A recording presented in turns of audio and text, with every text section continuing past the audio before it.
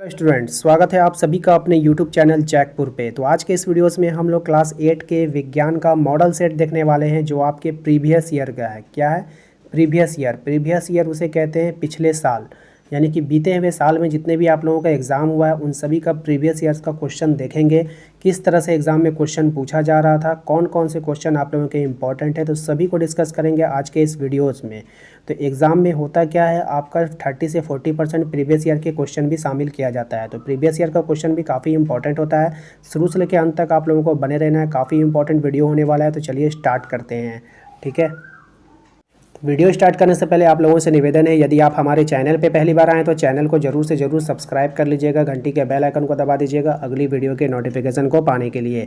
साथ ही साथ देखिए पहला सवाल आपसे क्या कह रहा है। पहले सवाल में आपसे पूछा गया है क्वेश्चन नंबर 1 में, कोशिका की खोज किसने किया था। आपके ऑप्शन है Robert Hooke, Edward Jenner, Antonie van Leeuwenhoek, Louis Pasteur. तो ये कोशिका की जो खोज किया था वो किसने किया था, तो रॉबर्ट हुक ने किया था। कोशिका की खोज किसने किया था, रॉबर्ट हुक ने किया था। और इसका ट्रिक हमने आपको बताया था कि कोशिका जो होती है वो बहुत छोटी छोटी होती है ना, तो उसको उठाना बहुत मुश्किल था।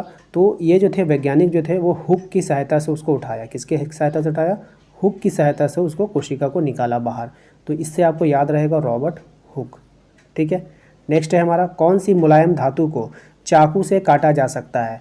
चांदी को, पारा को, सोडियम को या फिर सोना को। तो देखिए चाकू से तो आप सबसे पहली बात जो है, चाकू से आप किसे नहीं काट सकते वो देख लीजिए। चाकू से आप चांदी को बिल्कुल भी नहीं काट सकते हैं, ठीक है। पारा जो होता है वो लिक्विड होता है, यानी वो बहता है ना, तो बहने वाला चीज़ को भी आप चाकू से नहीं काट सकते हैं। सोना भी ठोस होता है, आप उसको भी चाकू से नहीं काट सकते हैं। बच गया कौन, सोडियम। तो सोडियम को जो है ना हम चाकू से आसानी से काट सकते हैं, ठीक है। अगला सवाल है हमारा, अलेक्जेंडर फ्लेमिंग ने 1928 में किस पहले प्रतिजैविक की खोज किया था। यानी प्रतिजैविक क्या होता है, एंटीबायोटिक होता है ना। एंटीबायोटिक, प्रतिजैविक का मतलब होता है एंटीबायोटिक। तो अलेक्जेंडर फ्लेमिंग ने 1928 में किस पहले प्रतिजैविक की खोज किया था। तो इसका सही जवाब हो जाएगा पेनिसिलिन। क्या हो जाएगा, पेनिसिलिन। ऑप्शन नंबर डी इसका बिल्कुल सही जवाब है, ठीक है। नेक्स्ट है हमारा, बिजली का मिस्त्री, बिजली का जो मिस्त्री होता है हाथ में रबड़ के दस्ताने पहनकर काम करता है क्योंकि सामान पकड़ने में सहायता करती है, ये नहीं होगा। हाथ में जलन नहीं होती है, ये भी नहीं होगा। हाथ में बिजली का झटका नहीं लगता है, ये बिल्कुल सही है। ऑप्शन नंबर सी बिल्कुल सही जवाब है। हाथ में बिजली का जो झटका है वो नहीं लगता है, ठीक है। अगला सवाल देखते हैं, किशोर अवस्था में लड़कों के उभरे हुए स्वर यंत्र का क्या नाम है। इस क्वेश्चन को पहले आप समझ लीजिए। जो किशोर अवस्था होता है, जब बच्चे जो है थोड़ा किशोर हो जाते हैं ना, तो उसके गले में आप देखिएगा यहाँ पर थोड़ा सा उठ जाता है ना, एक हड्डी टाइप का होता है, गले में थोड़ा सा बाहर की ओर निकल जाता है, तो उसको हम लोग क्या कहते हैं, ठीक है। तो उसको ज़्यादातर कंठ मणि के नाम से जाना जाता है। ऑप्शन नंबर बी इसका जवाब हो जाएगा। नेक्स्ट है, आवेशित वस्तुओं के द्वारा दूसरी वस्तु पर कुछ दूरी से बिना सीधे संपर्क के लगने वाले बल को क्या कहते हैं, ठीक है। तो ये बल होता है हमारा चुंबकीय बल होता है। एक चुंबक यहाँ पे रख दीजिए, एक चुंबक यहाँ पे रख दीजिए, देखिए ये दोनों एक दूसरे को क्या कर लेगा, खींच लेगा, है ना। चलिए नेक्स्ट है हमारा, दहन के लिए क्या आवश्यक है। दहन के लिए, ठीक है, पानी, पानी से तो बुझ जाएगा। आग और ज्वाला और हवा, ये तीन चीज़ में हमको अब कंफर्म करना है कि दहन के लिए क्या आवश्यक होगा। तो आप देखिएगा आग का और ज्वाला का मीनिंग एक ही होता है, तो कभी भी दो आंसर नहीं हो सकता है, इसलिए ये दोनों कैंसिल हो जाएगा। क्या हो जाएगा, हवा। जहाँ हवा नहीं होगी वहाँ दहन भी नहीं होगा। अगर आपको इसका प्रैक्टिकल करना है तो आप आग लगा दीजिए और उसको ढक दीजिए, तो ये आग बुझ जाएगा, यानी दहन संभव नहीं होगा, ठीक है।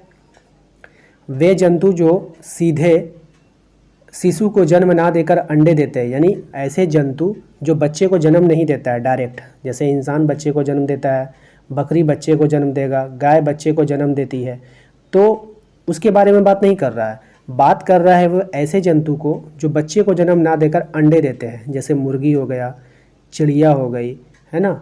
ये सब क्या होता है, ये सब अंडे को जन्म देता, अंडे देता है। तो ऐसे जंतु को क्या कहते हैं, तो ऐसे जंतु को कहते हैं हम लोग, उन्हें क्या कहते हैं ना, वे जंतु जो शिशु को जन्म ना देकर अंडे देते हैं, और उन्हें क्या कहते हैं, तो जो अंडे देते हैं ना उसे अंडपरजक कहते हैं। देखिए इसमें अंडा में अंड लगा हुआ है ना, तो इसी से आपको उसको कंफर्म कर लेना है, ठीक है। तो जो अंडा देगा उसे अंडपरजक कहेंगे और जो अंडा नहीं देता उसे जरायुज कहते हैं। तो हो सकता है कि आपको ये क्वेश्चन तो पूछ लिया गया है, अब हो सकता है कि आपसे ये वाला पूछ लेगा कि वैसे जंतु को क्या कहते हैं जो अंडे ना देकर सीधे शिशु को जन्म देते हैं, यानी कि अंडा नहीं देगा शिशु को जन्म देगा, तो उसको हम लोग जरायुज कहते हैं। क्या कहते हैं? जरायुज कहते हैं। याद रखिएगा, जरायुज। जरायुज कौन सा जंतु है? जो बच्चे को जन्म देता है, अंडा नहीं देता है। और अंडपरजक वह जंतु हैं जो अंडा देता है। ठीक है, क्लियर है? यहाँ तक क्लियर है? तो जल्दी से कमेंट में जाइएगा और अच्छा सा एक कमेंट कर दीजिएगा, ठीक है ना। आपके कमेंट का मुझे इंतज़ार रहता है।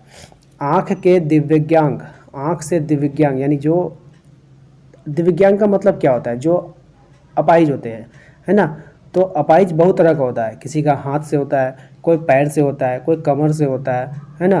तो उसी तरीक़ा से आँख से भी होता है, ठीक है। तो आँख से जो दिव्यांग व्यक्ति होता है उसके लिए कौन सी लिपि होती है?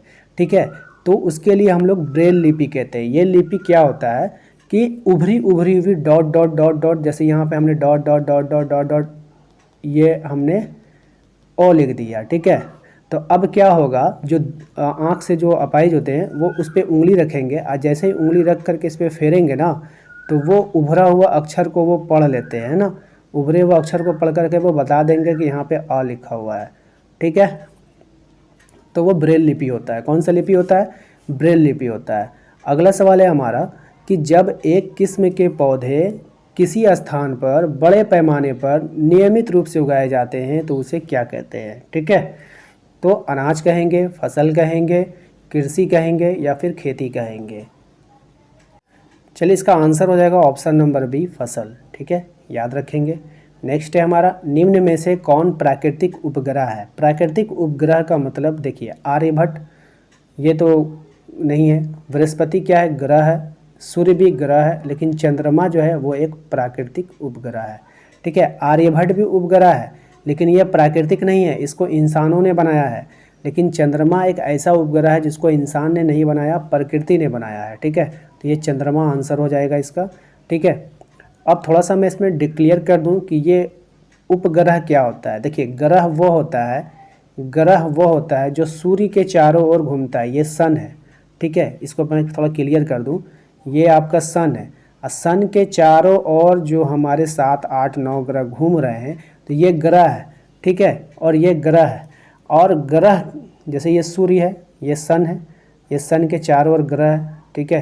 और ये हमारी पृथ्वी है, पृथ्वी भी क्या है? सूर्य के चारों ओर घूम रही है ना। अब होगा क्या कि ये जो चंद्रमा है, ये जो मून है, ये मून जो है ना, ये हमारा पृथ्वी हो गया, ये हमारा पृथ्वी है, पी से पृथ्वी कर दिया। तो इस मून क्या करेगा? मून पृथ्वी के चारों ओर घूमेगा। मून क्या करेगा? पृथ्वी के चारों ओर घूमेगा। यानी ग्रह जो होता है वो सूर्य के चारों ओर घूमता है और उपग्रह जो है वो ग्रह के चारों ओर घूमता है। तो हमारा जो चंद्रमा उपग्रह है पृथ्वी का, वो हमारे पृथ्वी के चारों ओर घूमता है, ना कि सूर्य के चारों ओर, ठीक है। याद रहेगा, दोनों में अंतर आपको समझ में आ गया। और भी बहुत सारे अंतर हैं जो आप लोग आगे की कक्षाओं में पढ़ेंगे, ठीक है ना। तो सिंपल सा अंतर यही समझ लीजिए कि जो ग्रह होते हैं ना, ग्रह सूर्य के चारों ओर घूमते हैं और उपग्रह जो होते हैं वो ग्रह के चारों ओर घूमते हैं। फॉर एग्जांपल चंद्रमा हमारे पृथ्वी के चारों ओर घूमती है। चंद्रमा उपग्रह है और पृथ्वी एक ग्रह है, और हमारी पृथ्वी जो है वो सूर्य के चारों ओर घूमती है, ठीक है।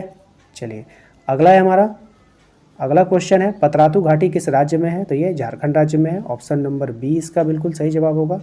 नेक्स्ट है, वर्तमान दैनिक जीवन में लकड़ी की जगह हम किस चीज़ का उपयोग ज़्यादा कर रहे हैं?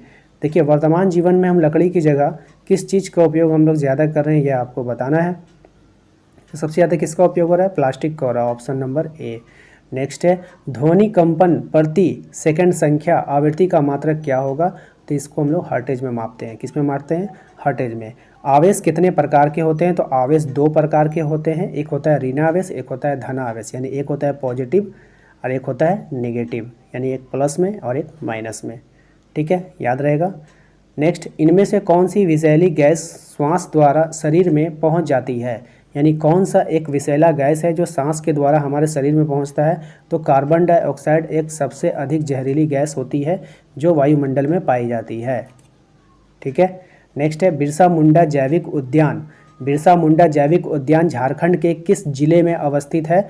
तो ये आपका रांची जिला में अवस्थित है, याद रहेगा। अगला है हमारा प्राकृतिक गैस मुख्यतः क्या होता है? प्राकृतिक गैस में मुख्यतः क्या होता है ये बताना है। तो प्राकृतिक गैस में जो मुख्यतः जो पाया जाता है वो मीथेन पाया जाता है, ठीक है। क्वेश्चन में आपसे पूछेगा प्राकृतिक गैस में मुख्यतः क्या होता है, ये मुख्यतः एकदम लगा रहेगा। तो मुंह से मुख्यतः मौसम मीथेन, मुंह से मुख्यतः मौसम मीथेन, याद रहेगा। प्राकृतिक गैस में मुख्यतः क्या पाया जाता है? तो मीथेन पाया जाता है। अगला सवाल है हमारा, निम्न में से किस पौधे के पत्ते के रस का उपयोग मलेरिया और डेंगू के उपचार में किया जाता है? तो मलेरिया जो होता है वो सिनकोना की छाल से प्राप्त किया जाता है, मलेरिया की दवा, ठीक है। किससे? सिनकोना, ठीक से सिनकोना। तो मच्छर जो होता है इसको याद रखना है कि देखिए मलेरिया जो होता है वो किसके काटने से होता है?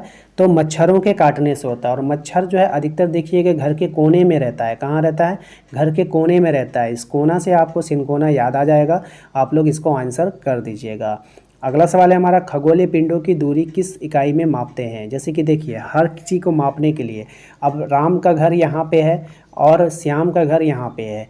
अब हमें पता करना है कि इसकी दूरी कितनी है, तो हम इसको मापेंगे और किस में मापेंगे? किलोमीटर में माप सकते हैं कि किलोमीटर में 2 किलोमीटर दूर है, 3 किलोमीटर दूर है, ठीक है। अगर हम बात करें एक कपड़े की, कपड़ा को हम ये इतना बड़ा कपड़ा है और हमें इसे नापना है तो इसे हम मीटर में मापते हैं, ठीक है। तो हर किसी को मापने का एक पैमाना होता है। उसी प्रकार से खगोलीय पिंड जो ग्रह वगैरह होते हैं, ग्रह उपग्रह होते हैं, तो मान लीजिए यहाँ पे सूर्य है, ठीक है, ये सूर्य है, ये हमारी पृथ्वी है जो इसके चारों ओर घूम रही है। अगर हमें पता करना है कि इन दोनों के बीच की जो दूरी होती है वो कितनी है, आपको बताना है। तो इन दोनों की जो बीच की दूरी होगा उससे हम किससे मापेंगे? तो हम मापते हैं प्रकाश वर्ष में। किस में मापते हैं? प्रकाश वर्ष में। और प्रकाश वर्ष होता है प्रकाश द्वारा चली गई दूरी 1 वर्ष में, ठीक है। तो प्रकाश वर्ष एक मात्रक है और इसी में जो हम लोग खगोलीय पिंडों की दूरी मापते हैं, देखिए किलोमीटर में नहीं माप पाएंगे, मीटर में भी नहीं मापा, सौर वर्ष में भी नहीं मापा जाता है। किस में मापा जाता है? प्रकाश वर्ष में मापा जाता है। तो उम्मीद करते हैं कि आपको आज का ये वीडियो अच्छा लगा है। वीडियो अच्छा लगा है तो जल्दी से लाइक कर दीजिएगा। चैनल पे यदि पहली बार आए थे तो सब्सक्राइब कर लीजिएगा, घंटी के बेल आइकन को दबा दीजिएगा हर एक वीडियो के नोटिफिकेशन को पाने के लिए। और हमारे वीडियोस पे, हमारे चैनल पे राइटिंग कंपटीशन चल रहा है तो आप लोग उसमें हिस्सा ज़रूर लीजिए। और ये कंपटीशन 20 अप्रैल से 25 अप्रैल तक चल रहा है, तो आप लोग ज़रूर से ज़रूर इसमें पार्टिसिपेट कीजिए और अपना हैंड राइटिंग का प्रदर्शन कीजिए, ठीक है। मिलेंगे अपने अगले पार्ट में। Thank you.